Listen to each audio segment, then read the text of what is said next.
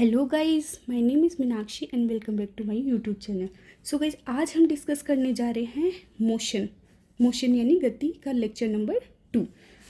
तो आप देख सकते हो यहाँ पे हमारा एक कॉन्सेप्ट कल बच गया था, वो हम आज डिस्कस करेंगे। देन हम लगाएंगे अपने क्वेश्चंस जो कि एनसीईआरटी की इन टेक्स्ट क्वेश्चन हैं, एग्जाम्पल हैं, वो सभी आज हम यहाँ पे डिस्कस करेंगे। सो मोशन क्या होता है?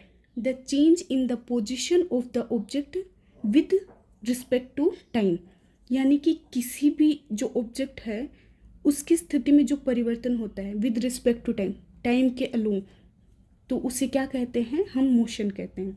यहाँ पे हमारा जो कॉन्सेप्ट था वो है जो एक समान गति यूनिफॉर्म मोशन, असमान गति यानी नॉन यूनिफॉर्म मोशन। अब आप देख सकते हो यहाँ पे समान समय अंतराल में समान दूरी तय करता है, उसे क्या कहते हैं? एक समान गति। Sorry guys, the object cover equal distance in equal interval of time should be small. जो कि ऑब्जेक्ट होगा हमारा वो कवर करेगा इक्वल डिस्टेंस। जैसे कि मान लिया हमने ऑब्जेक्ट पे के तौर पे हमने क्या लिया है? एक कार ली है। एक कार है जो 20 सेकेंड में यहाँ से चलती है और इतनी डिस्टेंस को कवर करती है, यानी कि यहाँ पे फॉर एग्जांपल हम 2 किलोमीटर ले सकते हैं, 3, 4, जैसे भी आप चाहो। फॉर एग्जांपल हम समझ रहे हैं, यहाँ से चली 2 किलोमीटर, देन अगले फिर 20 सेकेंड में ये फिर 2 kilometre, then again 2 kilometre, so on, ये चलता रहेगा। हर 20 सेकेंड में ये 2 किलोमीटर की डिस्टेंस को ही कवर कर रहा है। तो ये इस ऐसे मोशन को हम क्या कहते हैं? Uniform motion. देन आता है हमारा नॉन यूनिफॉर्म मोशन, समान समय अंतराल में असमान दूरी को तय करना।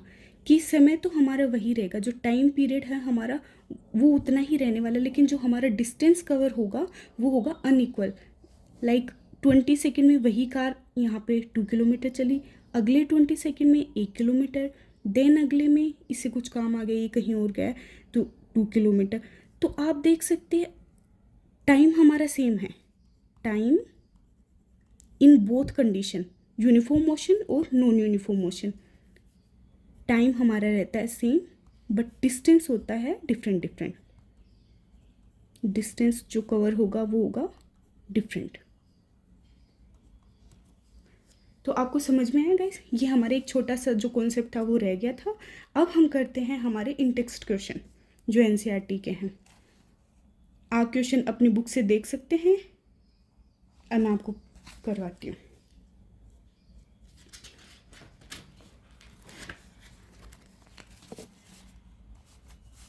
अब आप देखिए, हमारा जो फर्स्ट क्वेश्चन रहने वाला है वो है, एक वस्तु के द्वारा कुछ दूरी तय की गई। एक वस्तु के द्वारा कुछ दूरी तय की गई, क्या इसका विस्थापन शून्य हो सकता है? अगर हाँ, तो अपने उत्तर को उदाहरण के द्वारा समझाइए। कि कोई भी हमारा एक ऑब्जेक्ट है हमारा जिसने कुछ डिस्टेंस को कवर किया है। ये हमारा पॉइंट है ए से गया बी तक, ठीक है। क्या इसका जो डिस्प्लेसमेंट है शून्य हो सकता है? हाँ, हो सकता है। कल ही हमने पढ़ा था कि जैसे ही मान लो ये बच्चा है एक कोई जो घर से स्कूल जाता है, स्कूल पहुंचने में इसे जितना भी टाइम लग रहा है, हम देखते हैं जब ये घर से स्कूल जाता है और अगेन फिर स्कूल से घर आ जाता है, तो इसका जो इनिशियल पॉइंट है और लास्ट पॉइंट है, क्या सेम है दोनों? हाँ, बिल्कुल सेम है। तो यही तो इसका इनिशियल पॉइंट है जहाँ से ये स्टार्ट करता है, और यही इसका लास्ट पॉइंट है। तो यहाँ पे डिस्टेंस तो कुछ ना कुछ कवर हुई है, लेकिन जो डिस्प्लेसमेंट है वो यहाँ पे शून्य ही है, यानी कि 0 है हमारा डिस्प्लेसमेंट, यानी कि विस्थापन। अब हम देखते हैं आगे क्या बोला गया है। तो अब ये क्वेश्चन हमारा कंप्लीट हो गया है कि हाँ, एक वस्तु के द्वारा जो तय की गई दूरी है उसका विस्थापन शून्य हो सकता है, बिल्कुल हो सकता है। ये हमने अभी एग्जाम्पल के थ्रू समझा है। अब सेकंड क्वेश्चन है हमारा इन टेक्स्ट क्वेश्चन जो, एक किसान 10 मीटर की भुजा वाले एक वर्गाकार खेत में सीमा पर 40 सेकंड में एक चक्कर लगाता है, यानी 10 मीटर का कोई खेत है। ये स्क्वायर कर दिया, 10 मीटर का है।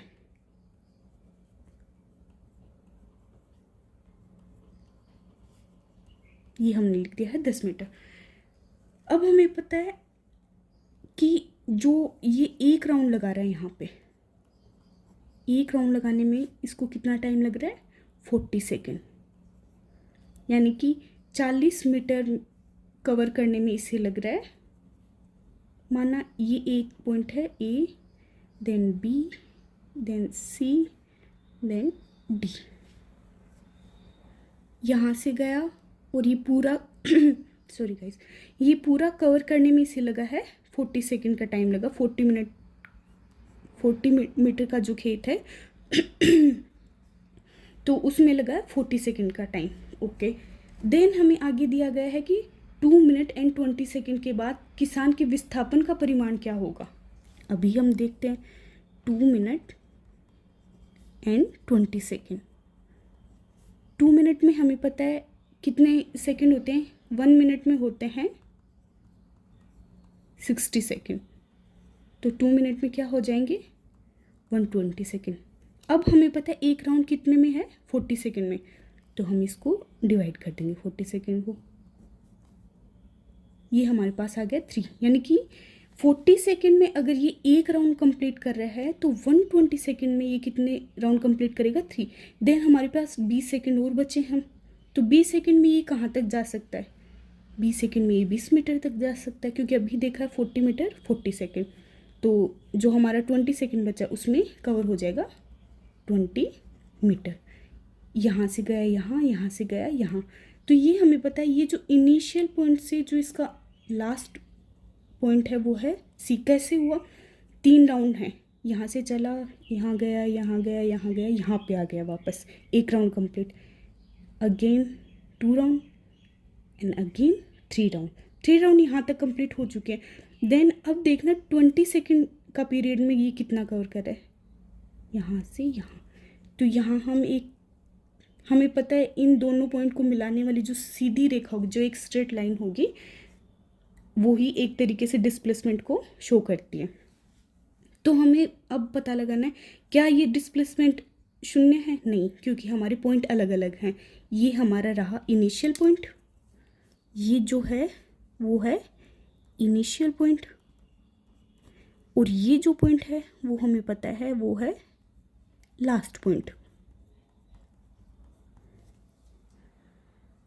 अब हमने देख लिया है 3.5 राउंड कंप्लीट कर रहा है ये 2 मिनट 20 सेकेंड में।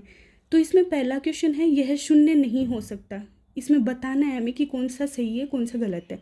यह 0 नहीं हो सकता जो विस्थापन है, हाँ बिल्कुल सही है, 0 नहीं हो सकता, यहाँ पे नहीं हो सकता। अगर कंडीशन कोई दूसरी दे रखी होती हमें तो ये बिल्कुल 0 हो जाता। यहाँ 0 क्यों नहीं हो सकता, क्योंकि इनिशियल पॉइंट और लास्ट पॉइंट हमारे अलग अलग हैं। 0 तभी होता है जब इनिशियल पॉइंट और लास्ट पॉइंट हमारे इक्वल हों। जैसे कि हमने ऊपर वाले जो क्वेश्चन में क्या डिस्कस किया था, यही तो हमारा इनिशियल पॉइंट है, यही हमारा लास्ट पॉइंट है। तो ये क्या होगा, यहाँ पे डिस्प्लेसमेंट 0 है, बट यहाँ नहीं हो सकता। तो हमारा जो फर्स्ट क्वेश्चन है वो हो गया। अब सेकंड में पूछा है, क्या इसका परिमाण वस्तु के द्वारा तय की गई दूरी से अधिक है। अब देखते हैं हम, इसका परिमाण वस्तु के द्वारा तय की गई दूरी से अधिक, यानी डिस्प्लेसमेंट का परिमाण की बात करी जाती है। तो यहाँ पे हम देखते हैं डिस्प्लेसमेंट, और पहले हम जो डिस्प्लेसमेंट है यानी कि हमारा विस्थापन, उसका परिमाण निकालते हैं। हमें पता है AC है, AC का ही पूछा है हमसे, तो AC, अब ये पूरा एरिया कवर हो रहा है हमारा। पाइथागोरस जो पर में है वो आपने पढ़ी होगी। यहाँ पे A से B, B से C, अगर हमें AC निकालना है,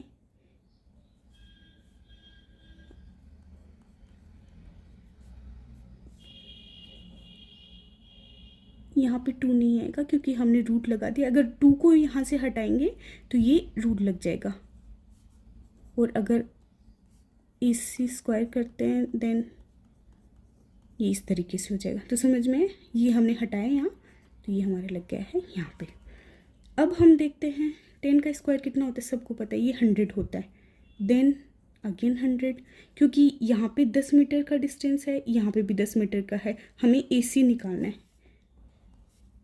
तो ये हो गया हमारा 200।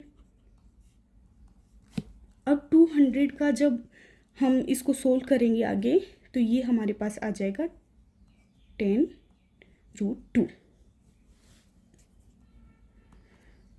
तो ये हमारा हो गया डिस्प्लेसमेंट 10√2। अब देखते हैं डिस्टेंस कितनी कवर हो रही है। डिस्टेंस यहाँ से देखो आप, A से B जो हमारी डिस्टेंस होगी वो हो रही है A से B तक 10, यानी कि 10 मीटर हो गई, 10 मीटर। देन B से C तक जाने में अगेन 10 मीटर, टोटल हमारे पास हो गई 20 मीटर।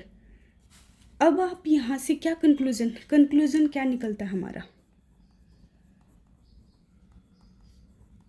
कंक्लूजन निकलता है हमारा कि डिस्टेंस तो यहाँ पे हो रही है हमारे पास 20 मीटर और डिस्प्लेसमेंट हो रहा है यहाँ पे। इससे हम कंक्लूजन निकालते हैं कि जो हमारा डिस्टेंस होता है always, distance is always greater than displacement.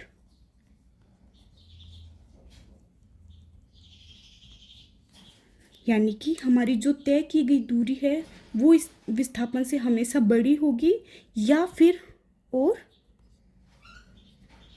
Equal to displacement.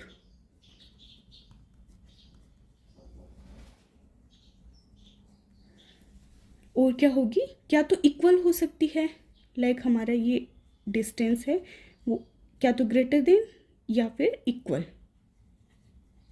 Displacement से। तो ये समझ में आ गया ये क्वेश्चन भी, आप अच्छे से देख सकते हो एक बार। अब हम आगे डिस्कस करते हैं हमारा नेक्स्ट क्वेश्चन। अब है हमारा एग्जाम्पल नंबर 7.1, क्योंकि ये चैप्टर 7 है और इसका फर्स्ट एग्जाम्पल है। एक वस्तु, एग्जाम्पल है यहाँ पे 7.1।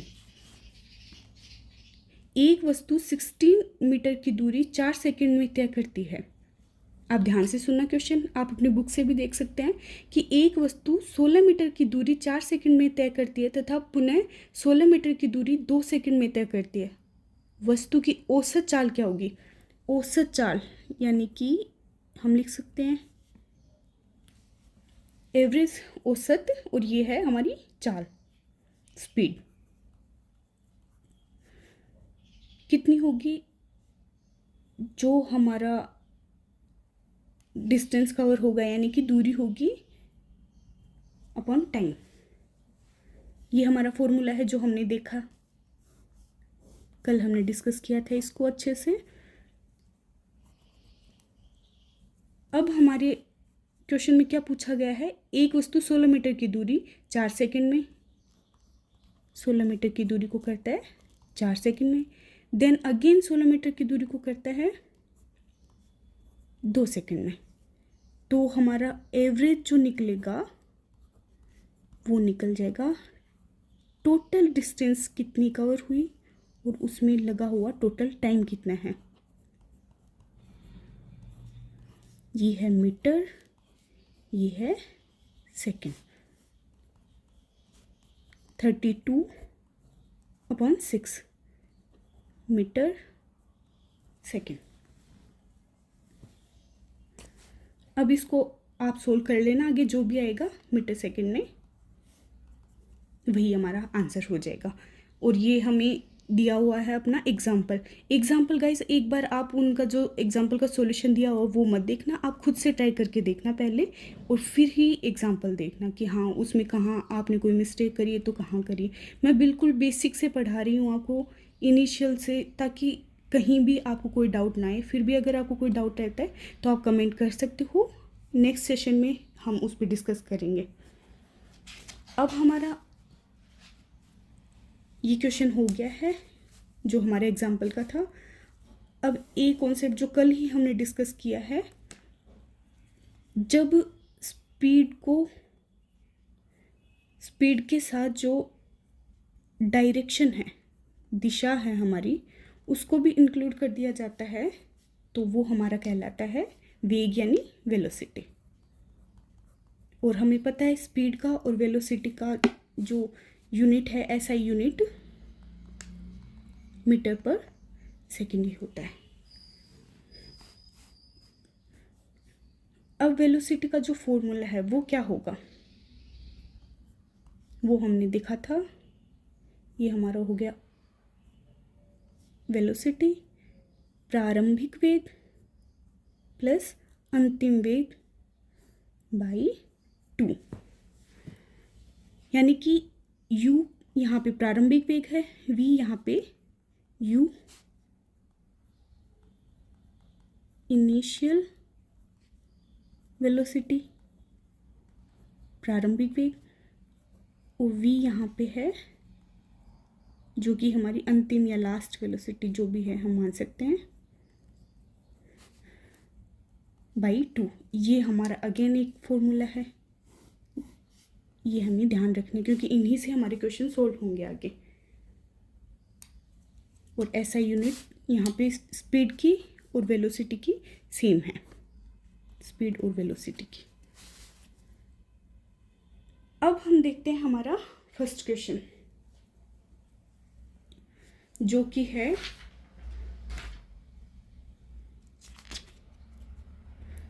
चाल एवं वेग में अंतर बताइए।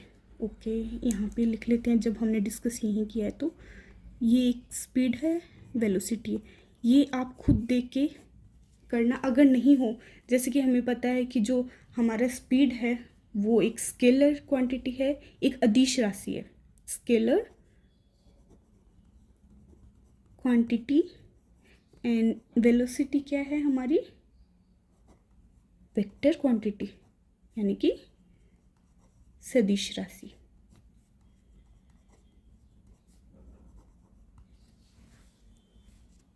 ये अदिश है, ये सदिश है। वैसे ही हमें और भी देखना है, जैसे आप इनके फॉर्मूला हैं दोनों के। जैसे वेलोसिटी क्या होता है, वेलोसिटी जो हमारा डिस्प्लेसमेंट होगा बाई टाइम, और यहाँ पे हमारा स्पीड क्या होगा, एस, यानी कि जो डिस्टेंस कवर करी है वो, और यहाँ पे टी। और भी आप 3 से 4 पॉइंट ऐसे बना सकते हो जहाँ पे ये स्पीड और वेलोसिटी में आपको डिफरेंस पता चलेगा। ये आप खुद से करना, ओके, या कहूँ वो क्या। अब हम आगे डिस्कस करते हैं।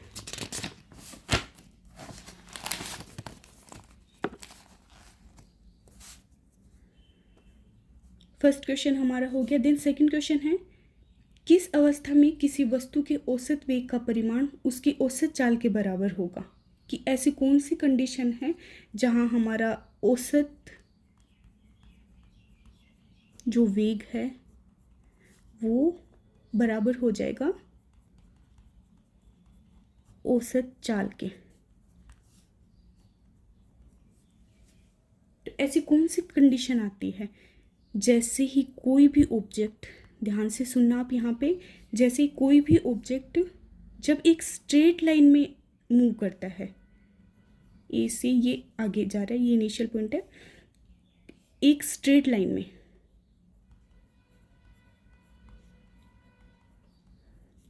में मूव कर रहा है, तो इस टाइम पे क्या हो जाएगा, जो हमारा औसत वेग होगा, एवरेज, वो स्पीड के बराबर हो जाएगा। ओके गाइस, समझ में आया। क्योंकि क्यों हुआ ये, ऐसा क्यों हुआ है, क्योंकि जो हमारा कोई भी ऑब्जेक्ट है वो यहाँ से मूव करके एक स्ट्रेट लाइन में जा रहा है, तो उसका जो हम चाल निकालेंगे या स्पीड निकालेंगे, स्पीड निकालने के लिए यहाँ पे स्पीड एस बाई टी कितना डिस्टेंस कवर कर रहा है एक प्रॉपर टाइम में, और यहाँ पे क्या आता है कि कितना डिस्प्लेसमेंट कवर कर रहा है at the time, given time में कितनी डिस्टेंस कवर हो रही है, कितना डिस्प्लेसमेंट कवर हो रहा है। यहाँ पे हमें पता है इनिशियल बिंदु या फिर इनिशियल जो पॉइंट है हमारा वो ए है, तो जो लास्ट पॉइंट है वो कुछ ना कुछ ही जहाँ रुकेगा वो ही होगा। तो हमारी यहाँ पे क्योंकि स्ट्रेट लाइन में जब कवर कर रहा है ये, तो दोनों सेम होंगे। यहाँ पे डिस्प्लेसमेंट बराबर हो जाएगा डिस्टेंस के। डिस्प्लेसमेंट आप क्या लिख सकते हो कि स्ट्रेट लाइन में होता है तब औसत वेग औसत चाल के बराबर होता है। और ऐसा क्यों होता है? क्योंकि ऐसे में जो हमारा डिस्प्लेसमेंट होता है वो डिस्टेंस के बराबर हो जाता है। तो आपको समझ में आया ये कब होगा? और ऐसे क्वेश्चन गाइस हमसे आसानी से पूछे जा सकते हैं एग्ज़ाम में, क्योंकि ये हमारे कॉन्सेप्ट को क्लियर कर रहा है कि हाँ बच्चे ने कितना सीखा कितना नहीं सीखा है। तो ऐसे क्वेश्चन हमारे आ सकते हैं। अब हम नेक्स्ट क्वेश्चन करते हैं। एक गाड़ी का ओडोमीटर क्या मापता है? ये हम सबको पता है, ये मैंने आपको लिखवाया भी था। और यहाँ पे जो मैंने नोट्स बना रखे, ओडोमीटर दूरी को मापता है यानी कि डिस्टेंस को, और स्पीडोमीटर किसको मापता है? चाल को यानी कि स्पीड को।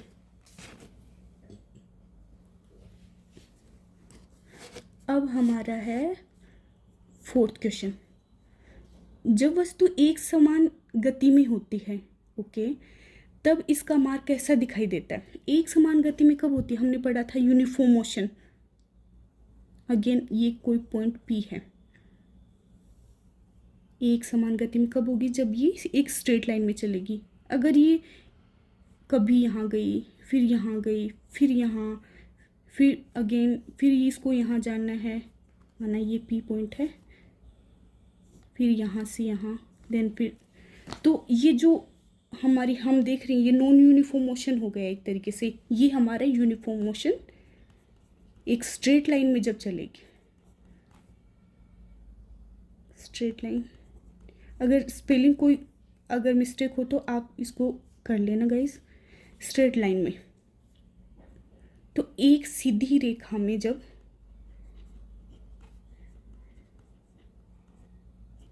सीधी रेखा में जैसे ही ये मूव करेगी तो उसे क्या कहते हैं? उससे हमारा वस्तु का एक समान गति यानी कि यूनिफॉर्म मोशन को शो करता है।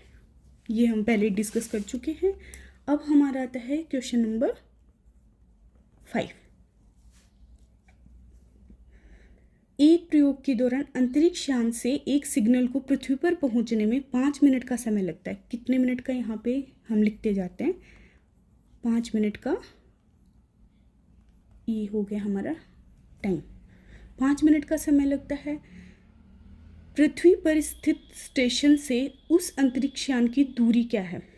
हमसे पूछा है, टाइम दिया है और हमसे पूछा है डिस्टेंस यानी कि दूरी।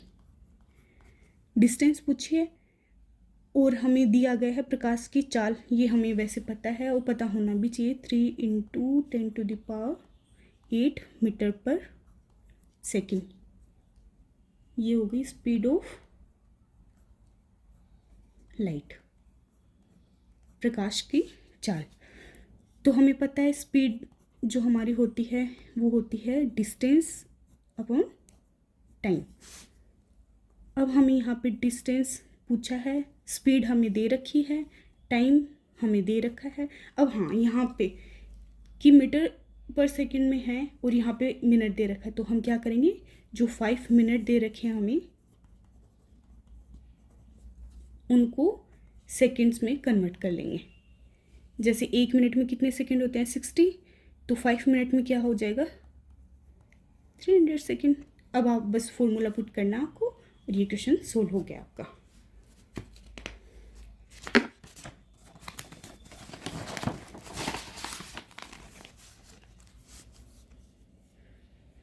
अब हमारा है जो example number 7.2। Example 7.2, example 7.3। Guys ये आप देखना यहाँ पे क्या है, एक बार मैं थोड़ा सा बता देती हूँ आपको। 7.2 में यात्रा शुरू होते समय कार का ओडोमीटर 2000 किलोमीटर प्रदर्शित करता है और यात्रा समाप्ति पर 2400 किलोमीटर प्रदर्शित करता है। यदि इस यात्रा में 8 घंटे लगते हैं यानी 8 आवर लगते हैं तो कार की औसत चाल को किलोमीटर पर आवर और मीटर पर सेकंड, यहाँ पे देखो किलोमीटर पर, ये मैं ही करवाती हूँ आपको। यहाँ हमसे किलोमीटर पर आवर भी पूछा है और मीटर पर सेकंड। ध्यान से देखना, ये क्वेश्चन इंपॉर्टेंट है। यहाँ मैं आपको एक इजी ट्रिक बताऊंगी जिससे आपका क्वेश्चन इजीली सोल्व हो जाएगा। अब हमें पता है कि जो ओडोमीटर है टूथ, और ओडोमीटर क्या करता है, अभी हमने देखा डिस्टेंस। इसीलिए गाइस हमारे कॉन्सेप्ट क्लियर होने बहुत ज़रूरी हैं, क्योंकि अगर हमें ये ही नहीं पता होगा कि ओडोमीटर करता क्या है तो हमें ये डिस्टेंस का पता कैसे चलेगा कि ओडोमीटर डिस्टेंस को दिखाता है। 2000 किलोमीटर से ये शो कर रहा है, तो हम इसे निकाल सकते हैं। जब इनिशियल ये था और लास्ट ये है तो माइनस कर देंगे तो कितना हमारे पास निकल के आएगा, जो डिस्टेंस कवर हुई है। Distance equals to 400 kilometre. और टाइम कितना है, टाइम भी हमें गिवन है 8 आवर। अब हमें ज्ञात करना है एवरेज चाल, औसत चाल। ओके, पहले हम किलोमीटर पर आवर में करते हैं, सिंपल हो जाएगा 4000 अपॉन, और इनके आप जो ये यूनिट्स है ना साथ में लिखा करो ताकि आपका क्वेश्चन कभी गलत ना हो गया, किलोमीटर पर आवर आ जाएगा। अब आप करके देख ले, 50 किलोमीटर पर आवर आ गया, ठीक है। अब हमें देखना है मीटर पर सेकंड में। अब ये कैसे करें, क्या हम मीटर पर सेकंड में करने के लिए पहले किलोमीटर को हम मीटर में चेंज कर सकते हैं, आवर को 8 आवर को फिर हमें पहले मिनट में देन फिर सेकंड में करना पड़ेगा, देन जाके मीटर पर सेकंड निकले। तो इतना लंबा हमें नहीं खींचना है, हमें यहाँ पे स्मार्ट वे में तैयारी करनी है कि एग्ज़ाम में हम फटाफट से क्वेश्चन सोल्व कर सकें। तो मीटर सेकंड में करने के लिए यहाँ पे सिंपल सी एक ट्रिक है, ये हमने लिख दिया 50 किलोमीटर पर आवर। जब जब किलोमीटर पर आवर को मीटर पर सेकंड में करना होगा कन्वर्ट, तब हम ये ट्रिक यूज़ करेंगे। यहाँ पे 5/18, बस ये आपको याद रखना है, ये आपको याद रखना है। 5/18 से यहाँ पे इसको हम इंटू कर देंगे तो हमारा आंसर आ जाएगा मीटर पर सेकंड में। अब ये आप करके देख लीजिएगा, समझ में आ रहा है ना गाइस। यहाँ पे ध्यान से किलोमीटर पर आवर को मीटर पर सेकंड में करना है तो हमें सिंपल 5/18 से इसको इंटू कर देना है, हमारा आंसर आ जाएगा। अब हम देखते हैं 7.3। उषा 90 मीटर लंबे तालाब में तैरती है। ओके, वह एक सिरे से दूसरे सिरे तक सरल रेखीय पथ पर जाती है तथा वापस आती है। इस दौरान वह कुल 180 मीटर की दूरी 1 मिनट में तय करती है। उषा की औसत चाल और औसत वेग के बारे में बताइए कि क्या होगा। गाइस ये आपका होमवर्क है, ये आप करोगे। वैसे ही एग्जाम्पल में दे रखा है इसका सॉल्यूशन, पर आप वो ना देख के पहले खुद करके देखना, फिर आप देख सकते हो। और फिर भी आपको नहीं समझ में आए, कहीं कोई प्रॉब्लम आए तो आप कमेंट में लिख देना, मैं नेक्स्ट सेशन में जो होगा उसमें आपको सोल्व करवा दूँगी।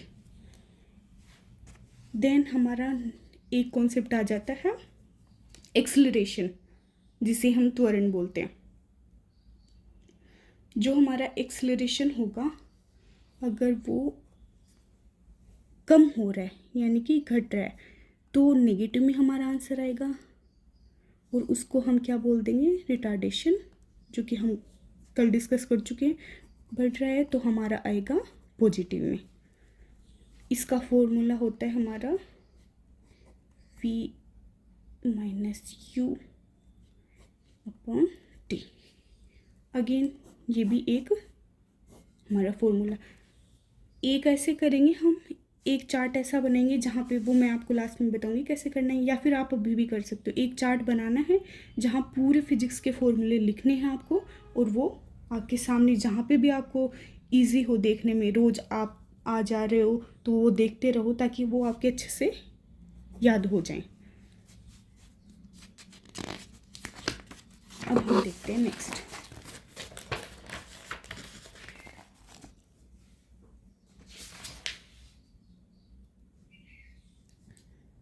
हमारा बचा है लास्ट क्वेश्चन। विरामावस्था से राहुल अपनी, ये हमारा है एग्जाम्पल 7.4।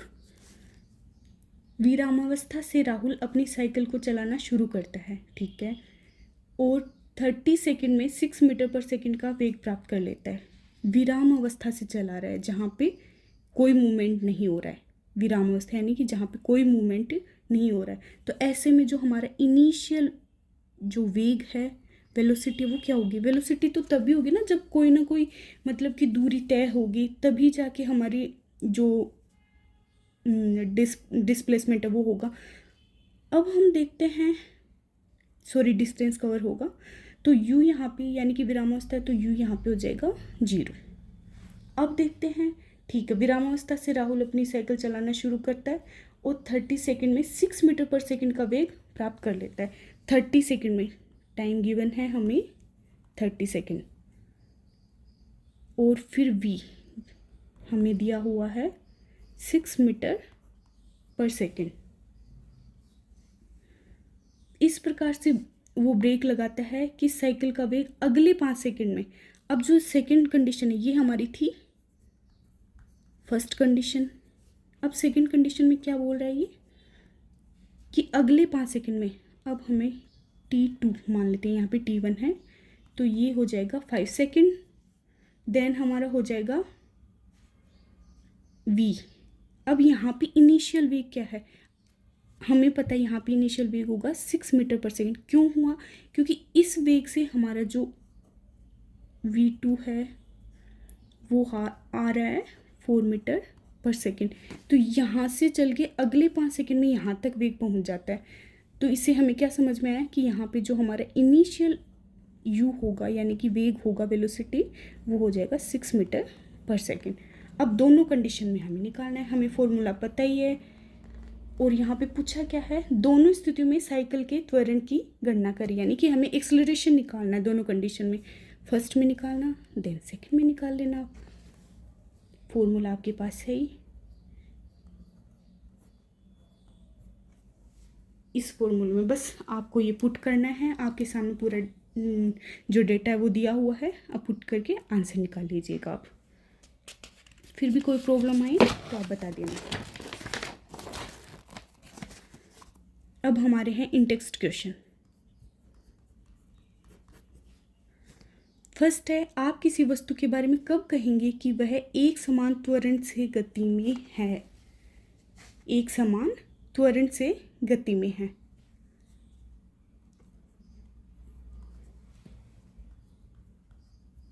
यूनिफॉर्म, एक समान त्वरण। ये कैसे होगा? जैसे हमने यूनिफॉर्म मोशन पढ़ा था उसी तरीके से ये क्या हो जाएगा, यूनिफॉर्म एक्सेलरेशन। अब हम देखते हैं यूनिफॉर्म एक्सेलरेशन कब होगा हमारा। यूनिफॉर्म एक्सेलरेशन होगा जब हमारी वेलोसिटी गिवन टाइम में, जो हमारी जो वेलोसिटी है वो सेम रहे। क्या रहे? वो सेम रहे। यानी कि कोई भी, जैसे मान लिया एक ऑब्जेक्ट है,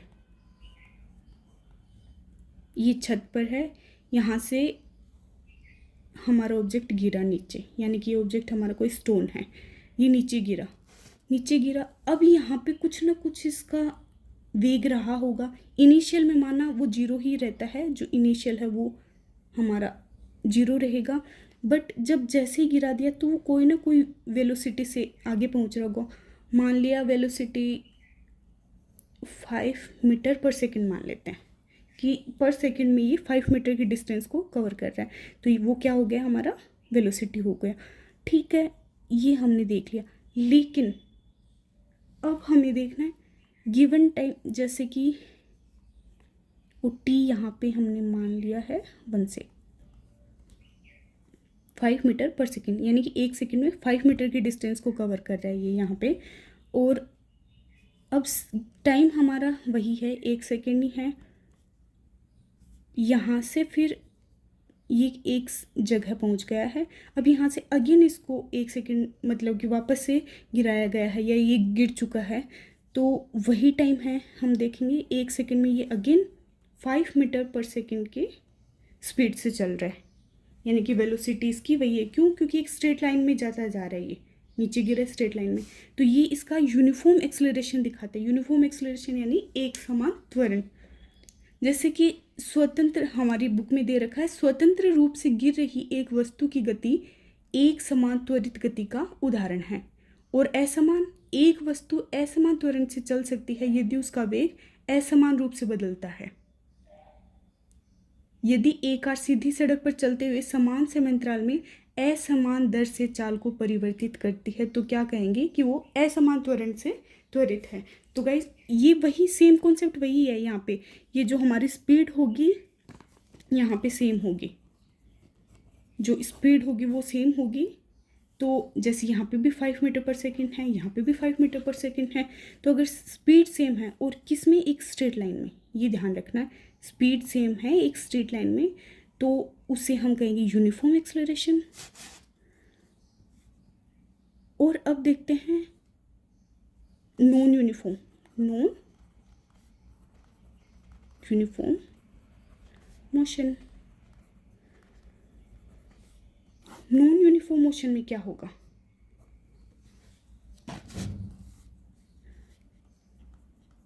असमान त्वरण बोल सकते हैं।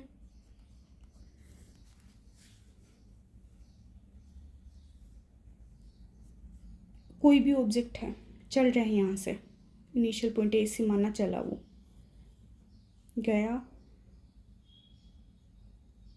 पहले ये यहाँ पे 5 मीटर पर सेकेंड की स्पीड से चल रहा है, देन फिर इसने डिस्टेंस जो कवर करी है वो मान लिया 5 मीटर है पर सेकेंड में, पर अगले सेकेंड के अंदर ये क्या कर रहा है, पर सेकेंड ये कितना 4 ही कर पा रहा है, देन फिर ये 3 ही कर पा रहा है, फिर ये 6 पे आ गया, तो ये चलता रहेगा, कम भी हो सकता है ज़्यादा भी हो सकता है। तो ये पर सेकेंड के अकॉर्डिंग ये मीटर जो ये डिस्टेंस कवर कर रहा है वो डिफरेंट होगी।